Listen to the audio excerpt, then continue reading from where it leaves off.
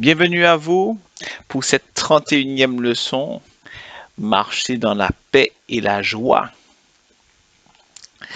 Vous êtes à l'école prépa au ministère de la parole, vous êtes dans la première classe, répondre à l'appel du royaume de Dieu, et nous sommes dans le thème deux manières de vivre. Oui. Donc, marcher dans la paix et la joie. La paix et la joie. La paix qui surpasse toute intelligence. La joie du Seigneur est notre force. Bonne écoute à vous et soyez attentifs. Voilà, donc nous allons commencer cette 31e leçon, marcher dans la paix et la joie, en prenant deux versets bibliques d'introduction. Donc nous allons prendre Ésaïe 9 au chapitre au chapitre 9 du verset 5 au verset 6. Ensuite, nous allons prendre le psaume 85 au verset 9, du verset 9 au verset 14. Voilà, donc pendant que vous êtes en train de prendre votre Bible, je vous rappelle que cette leçon fait suite à la 30e leçon, marcher dans l'amour et dans la foi, où nous avons vu que Dieu est amour, parce que la parole dit qu'il n'y a pas de plus bel amour que de donner sa vie pour ceux que l'on aime. Mais la parole dit aussi que même si je livrais mon corps aux flammes et que je donnerais tous mes biens aux pauvres, si je n'ai pas l'amour, je ne suis rien. Donc, quel que soit le plus bel acte d'amour qu'on peut faire, il faut avoir l'amour. Et l'amour n'est pas un simple sentiment. L'amour Dieu est un commandement de Dieu. Aimez-vous les uns les autres, c'est un commandement et non pas un sentiment à avoir. C'est un commandement d'avoir Dieu en nous. Quand on a Dieu en nous, c'est comme le feu qui vient brûler une barre de métal et la chaleur, le feu reste dans le métal jusqu'à ce que voilà, qu'il se propage et qu'il fasse ce qu'il a à faire. Et tous ceux qui même si vous enlevez la source de feu quelques minutes sous la barre, ben, la barre reste toujours enflammée, donc elle porte toujours de la chaleur aux uns aux autres. Donc, et que sans, sans foi, nous ne pouvons pas aussi nous approcher de Dieu, alors que Dieu est amour. Donc, si nous n'avons pas la foi, nous ne pouvons pas aimer. Voilà. Donc, la foi et l'amour vont de pair, vont ensemble. Voilà. Donc, nous allons prendre aujourd'hui Ésaïe au chapitre 9 et nous allons lire du verset 5 au verset 6. Allons-y. En effet, un enfant nous est né, un fils nous a été donné, et la souveraineté reposera sur son épaule. On l'appellera merveilleux conseiller, Dieu puissant, Père éternel, Prince de la paix. Étendre la souveraineté, donner une paix sans fin au trône de David et à son royaume, l'affermir et le soutenir par le droit et par la justice, dès maintenant et pour toujours. Voilà ce que le zèle de l'Éternel, le maître de l'univers. Voilà ce que fera le zèle de l'Éternel, le maître de l'univers. On va lire le psaume 85 du verset 9 au verset 14. J'écouterai ce que dit Dieu, l'Éternel, car il parle de paix à son peuple et à ses fidèles, pourvu qu'il ne retombe pas dans la folie. Oui, son salut est près de ceux qui le craignent, et ainsi la gloire habitera notre pays. La bonté et la fidélité se rencontrent. La justice et la paix s'embrassent. La fidélité pousse de la terre et la justice se penche du haut du ciel. L'Éternel lui-même accordera le bonheur, et notre terre donnera ses produits. La justice marchera devant lui et tracera le chemin devant ses pas. Amen. Je vous invite encore à incliner la tête afin que nous puissions prier et demander au Seigneur de nous remplir. Oui. Et que son Saint-Esprit, on va lui demander l'assistance de son Saint-Esprit pour nous éclairer encore sur sa parole. Dieu d'amour, Dieu de paix, Dieu de joie, Dieu de victoire, Dieu de sainteté, Dieu de justice. Nous nous présentons encore en ce jour en toute humilité, oui, dans le nom de ton Fils Jésus-Christ, parce que nous reconnaissons que c'est par son sacrifice que tu nous appelles aujourd'hui et que tu nous as réconciliés avec toi et que tu nous permets d'être là, de nous connecter à la source de vie et de recevoir de toi. Oui, nous aurions pu être à d'autres occupations, mais tu nous as fait cette grâce en ce jour de pouvoir te recevoir et de pouvoir, oui, être au bénéfice de ta parole pour être transformé. Oui, comme le feu qui transforme, Seigneur, et qui est pur le faire. Seigneur, ton amour le fait en cet instant par ta parole. Merci, Saint-Esprit, d'éloigner tout ce qui n'est pas à ta gloire en cet instant et que nous puissions être dans la stabilité nécessaire pour pouvoir recevoir dans la tranquillité et dans ce repos. Sois béni, nous t'avons prié dans le doux et précieux nom de ton Fils Jésus-Christ et pour ta seule gloire. Amen. Voilà. Donc, à l'échelle des nations, la paix est la situation d'un pays qui n'est pas en guerre. Cela ne sous-entend pas qu'il n'y a plus d'ennemis, ni qu'il y a plus d'attaques. Mais cela veut dire tout simplement que l'ennemi a été vaincu et que toute attaque forgée par cet ennemi restera sans effet, car vous êtes plus fort. Oui. La paix d'un pays découle de sa force à se défendre, même si la guerre n'a pas encore été déclarée. Il ne peut pas vivre en paix si la menace est présente. Tant qu'il y a une menace, on n'est pas en paix. Oui, tant que la menace existe. Sinon, c'est qu'on est dans le déni. Ça veut dire qu'on fait fi. Mais la conscience va toujours parler. Hein. Donc au fond de soi, on sait qu'on ne sera pas en paix.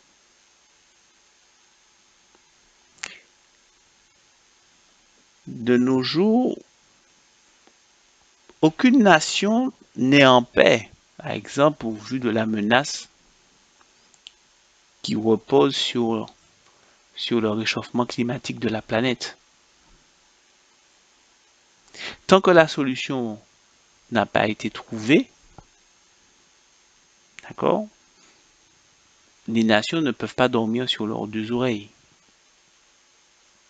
Sauf ceux qui ferment leurs yeux, deviennent aveugles sur la problématique qui touche l'ensemble de la planète. Donc, si on n'est pas dans le déni et qu'il y a une menace, on ne peut pas être en paix. Et il est de même pour l'homme. Tant qu'il y a la menace de la mort, l'homme ne peut pas être en paix. Je répète, tant qu'il y a la menace de la mort, l'homme ne peut pas être en paix. Oui. Tant que le péché qui conduit à la mort est plus fort que l'homme, il lui est impossible de vivre en paix. Impossible. Cette menace de mort attire automatiquement toute forme de peur. Quand on a peur de la mort, quand il y a la menace de la mort, les peurs ne cessent d'augmenter.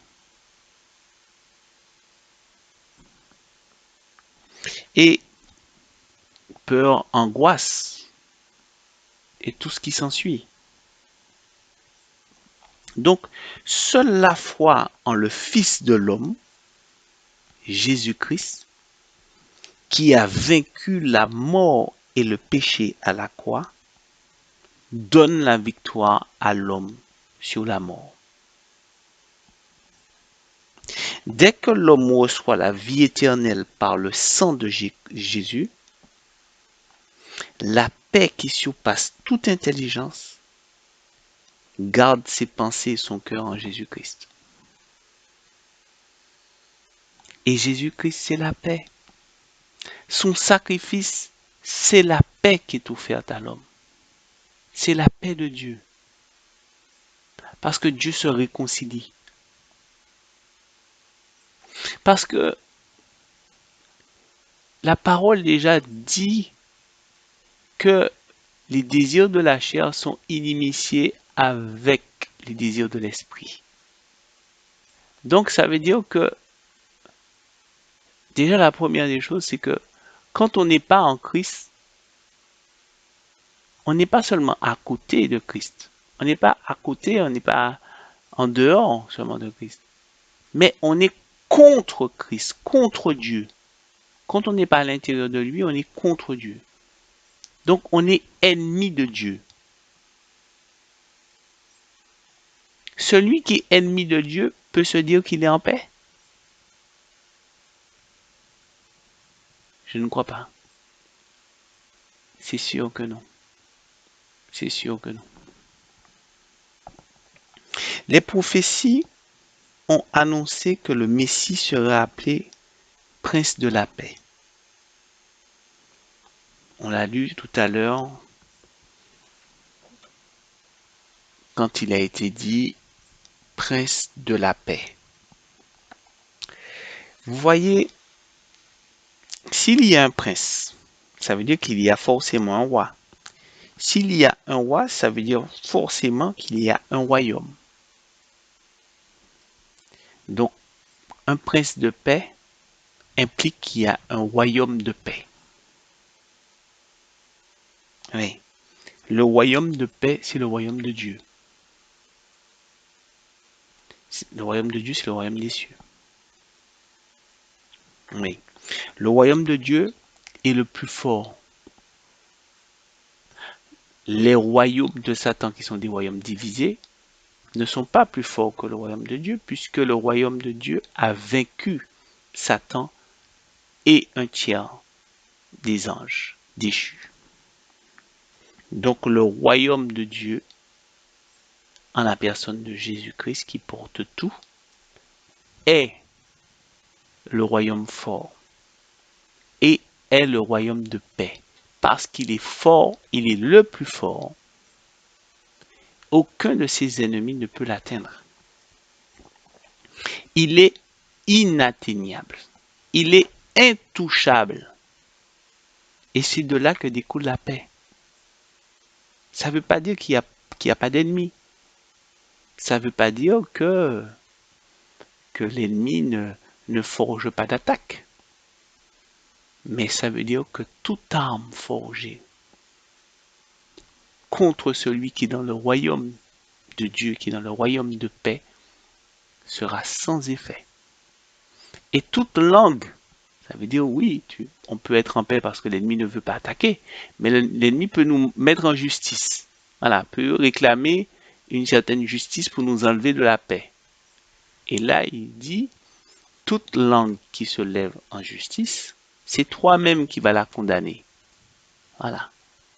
Donc tu vas retourner l'attaque en justice contre celui qui t'attaque. Tôt ou tard, ça revient contre lui. Donc c'est de là que découle la paix. La paix que le Seigneur, que Christ a acquis à la croix pour nous. La réconciliation, le ministère de Christ, de Dieu qui s'est fait homme. Le ministère de réconciliation, c'est un ministère de paix. C'est pour ça que le royaume de Dieu est situé sur une montagne, une haute montagne sainte, qu'on appelle la montagne de Sion. Oui, là où les ennemis ne peuvent pas t'atteindre. Oui, ils te voient, mais ils ne peuvent pas t'atteindre. Oui. Dieu parle de paix à son peuple. Car l'objectif de Dieu, c'est de mettre son peuple en sécurité dans son royaume. Vous voyez, quand on regarde les défilés, par exemple le défilé en France pour le 14 juillet, où l'État français, sous la sous, sous, sous l'égide, sous la présidence du président, voilà, de la République. Donc on a tout le défilé de l'armée avec les chars d'assaut, voilà, voilà, donc toute la puissance. Le monde entier voit, parce qu'on défile, on montre l'arsenal de guerre que nous avons pour défendre la nation française. Eh bien, il en est de même. Plus le chrétien voit l'arsenal du royaume de Dieu, plus il est en paix. Parce que lors du défilé, c'est pas seulement pour le peuple que, que la République française montre son armée, c'est aussi pour les autres nations, pour leur dire, voici de quoi je dispose, et je dispose aussi de la bombe nucléaire, de sous-marins, etc. Voici ma flotte de navires de guerre. Donc si vous rentrez en guerre contre moi, voici à quoi vous aurez affaire. Et cela, c'est pour mettre le peuple dans la paix. Eh bien, plus on a la vision de l'arsenal du royaume de Dieu, et plus la paix qui surpasse toute intelligence garde notre cœur et nos pensées en Jésus-Christ. Parce que il est le royaume de Dieu. Il est l'arsenal du Père. Il est le chef de l'armée de l'Éternel. Oui,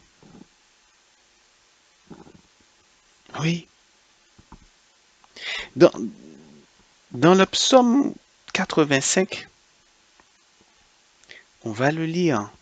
On va, on va le reprendre parce que il est dit, la bonté et la fidélité se rencontrent, la justice et la paix s'embrassent, la fidélité pousse de la terre et la justice se penche du haut du ciel.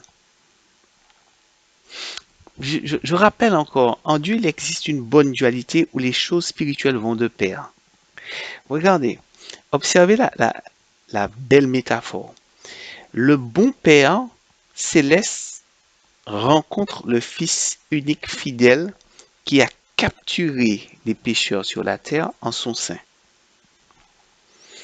D'accord, le Père dans les cieux, d'accord, se penche et le Fils se fait pousser. Il a capturé et il ramène les deux, et du moins les deux se rencontrent, d'accord? Le Fils et le Père se rencontrent, voilà.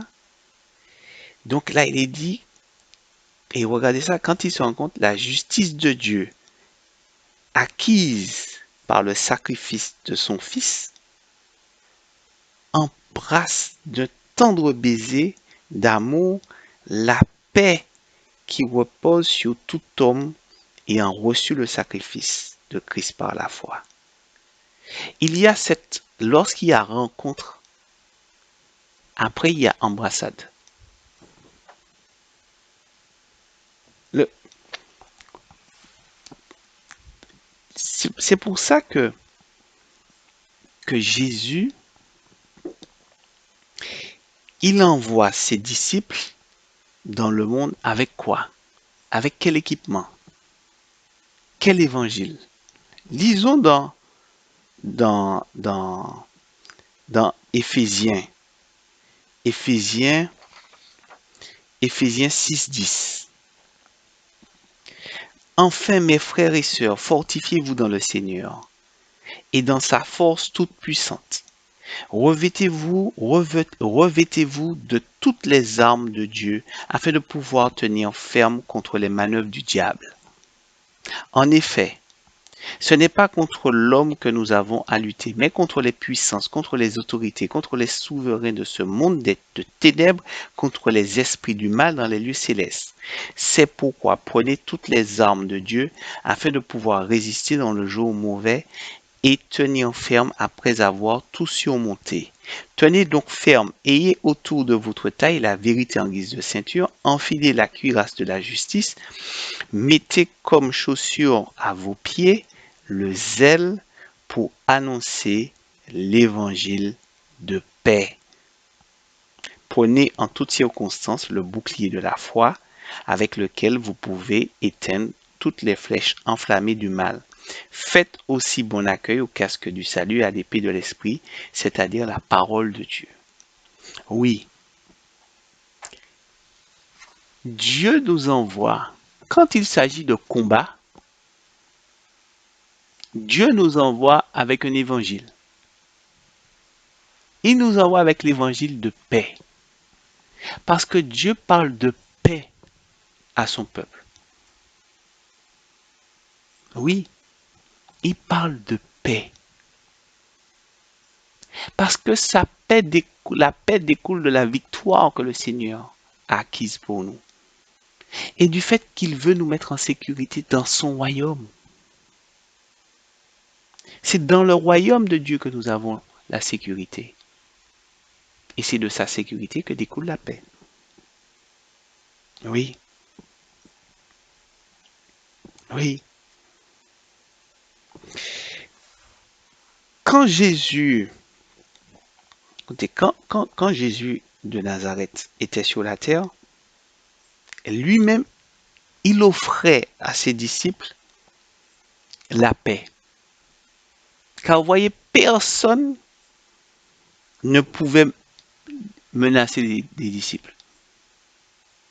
Vous vous souvenez que dans la barque, à un moment, la tempête, voilà, et puis surtout ils étaient voilà, sur les eaux, et on sait combien bon nombre de pêcheurs ne savaient pas nager dans le temps, d'accord? Et jusqu'à maintenant, il y a beaucoup de pêcheurs qui ne savent pas nager. Eh bien, ils étaient menacés par la, par la tempête. Et la parole dit que quand ils ont réveillé le Seigneur dit, mais homme de peu de foi. Pourquoi? Parce que ils avaient dans la barque l'arsenal, le royaume de Dieu. Mais ils n'avaient pas conscience. Ils n'avaient pas conscience que cet arsenal était plus fort que même les tempêtes, que même les menaces des forces terrestres, même le problème du réchauffement climatique n'est pas plus fort que Jésus.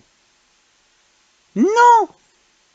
Et qu'est-ce que le Seigneur a fait? Qu'est-ce que la parole dit? Dieu a menacé la tempête. Il n'a même pas dit à la tempête, bon, hé, arrête-toi. Il a menacé. Ça veut dire, la tempête était en train de menacer les disciples de sombrer, de couler, voilà, et de périr.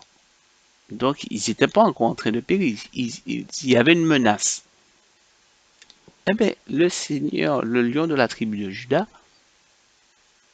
a simplement menacé la tempête. C'est formidable. Et c'est de là que découle la paix. Combien de situations dans notre vie nous menacent? Combien de circonstances? Combien de circonstances nous menacent? Mais le royaume de Dieu est-il dans notre barque? Où sommes-nous dans sa barque? Avant tout, pour bien comprendre. Est-ce que nous sommes dans la barque du Seigneur? Ou est-ce que nous sommes toujours dans notre barque? Ou dans la barque du monde? Comme nous avons vu que le monde est un vieux bateau qui sombrait.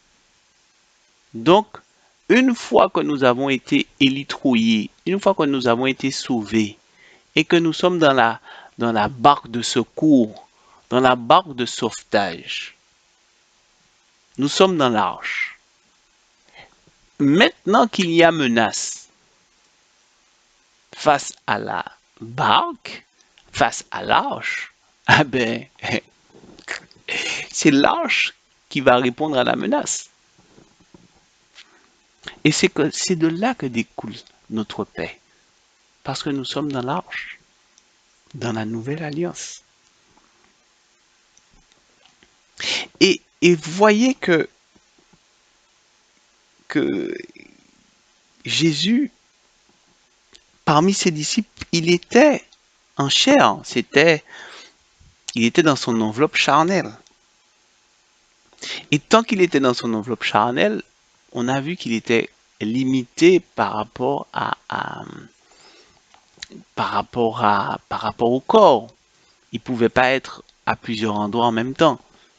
Donc, à plusieurs lieux. Donc mais les disciples ont vécu des choses. Ils nous l'ont témoigné. Mais aujourd'hui, nous voulons nous-mêmes aussi le témoigner. Alors, comment le Seigneur a-t-il fait cela? Eh bien, il a fallu bien qu'il se débarrasse de son enveloppe charnelle. Et que ça soit répandu et qu'il répande cette paix à travers quelque chose. Que ce soit répandu et que nous tous nous puissions le vivre. Pas seulement ses disciples à son contact, mais qu'aujourd'hui chacun de nous, nous ayons accès à cette paix. Lisons dans Jean, à partir du verset 14, on va lire du chapitre 14, on va lire du verset 22 au verset 27. Jude a distingué de l'Iscariote, lui dit, Seigneur, comment se fait-il que tu te feras connaître à nous et non au monde? Jésus lui répondit, si quelqu'un m'aime, il gardera ma parole et mon Père l'aimera. Nous viendrons vers lui et nous établirons domicile chez lui. Celui qui ne m'aime pas ne garde pas mes paroles, et la parole que vous entendez ne vient pas de moi, mais du Père qui m'a envoyé. Je vous ai dit cela pendant que je suis encore avec vous.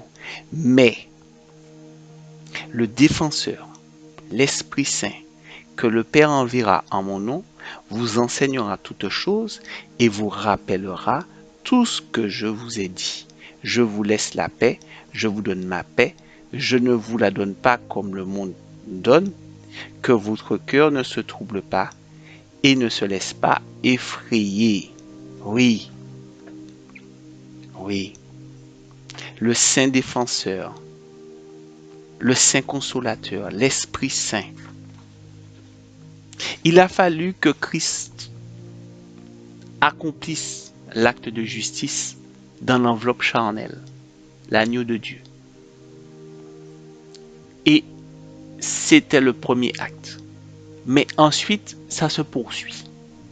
Ça s'arrête pas là. Christ en esprit, ressuscité par le Saint-Esprit, se répand. Et la paix qu'il donnait aux disciples, aux apôtres,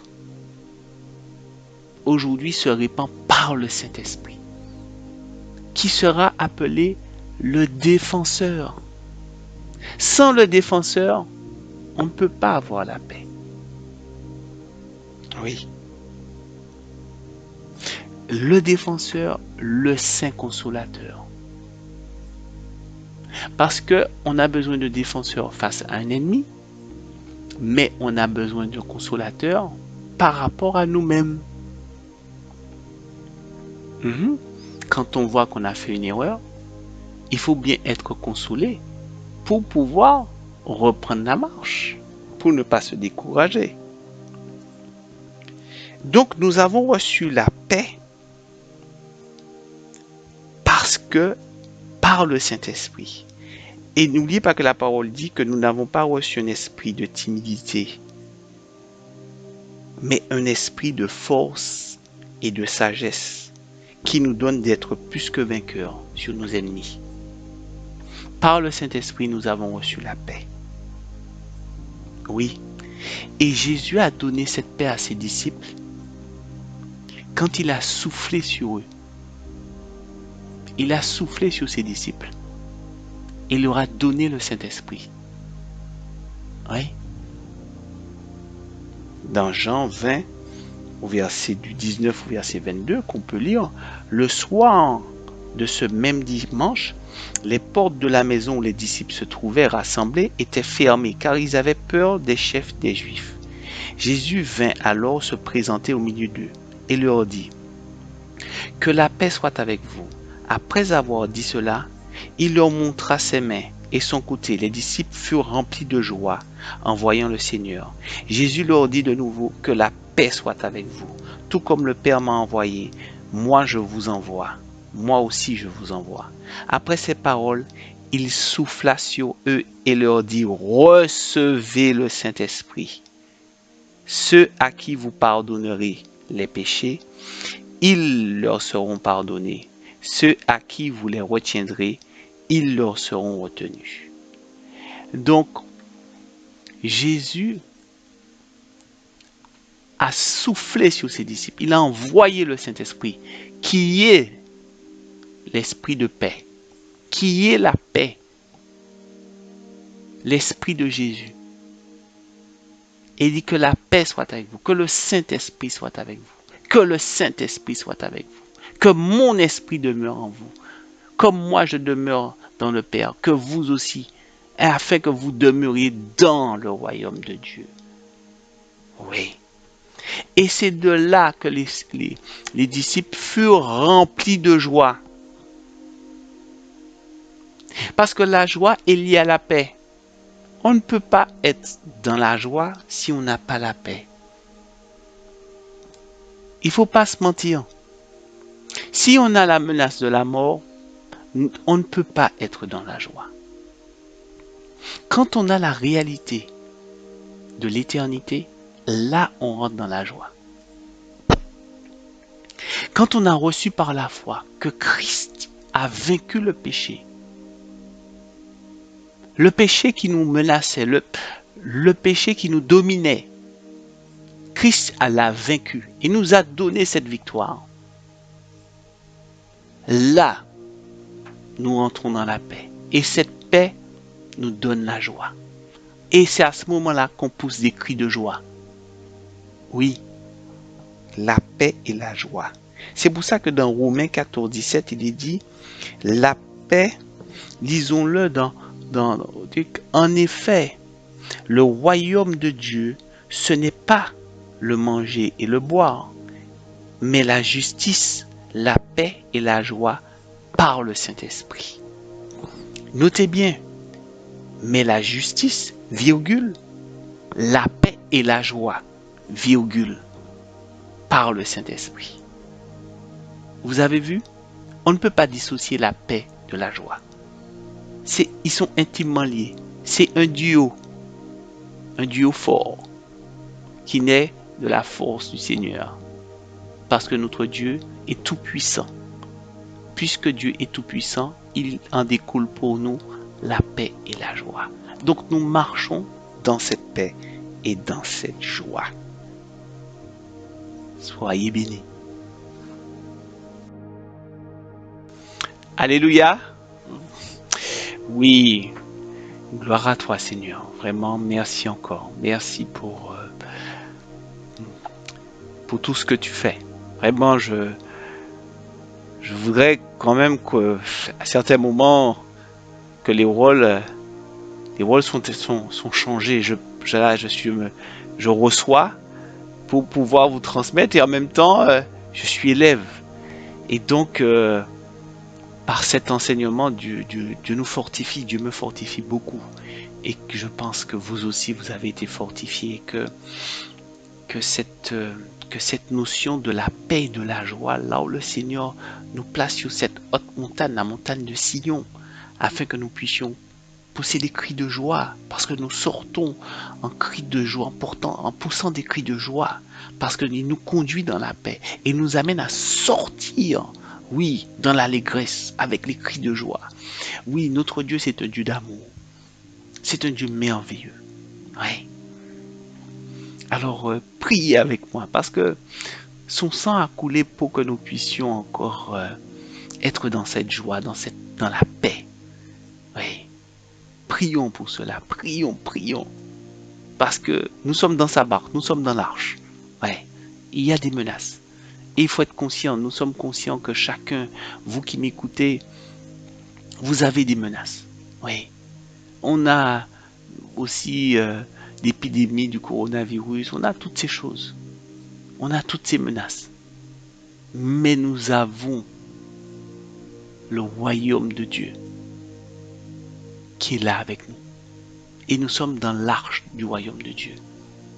Ouais. Et toute arme forgée contre nous sera sans effet. Alors prions. Seigneur, nous voulons encore te rendre grâce et te remercier pour avoir encore déversé encore de la révélation du sacrifice que tu as fait, de la réconciliation et de la place que tu nous donnes dans cette arche.